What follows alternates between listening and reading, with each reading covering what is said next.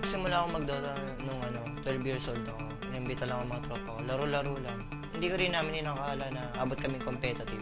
Nagkakilala kami sa mga sa mga tournaments na rin. Kinuha kami ng Mineski, yung number 1 na kami dito sa Philippines.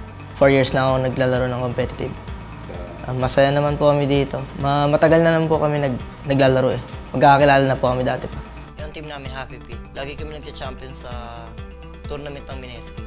Hanggang sa yung manager namin, pinaubaya kami sa Mineski na doon na daw kami mag-sponsor kasi malaki daw yung chance namin makapunta yung bansa. Sobrang dahil namin tournament na kinain na puro talo talaga kami.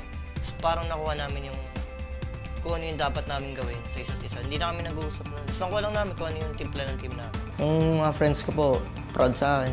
Yung parents ko po, kinulit ko pa. Kasi po, wala naman po atang may gustong tumigil yung mag-aaral yung anak eh, para maglaro. Siyempre, thankful ako sa management, sa Mineski na binigay sa amin mga ganitong pagkakataon. Kasi bihira lang talaga maka-experience yung ganito.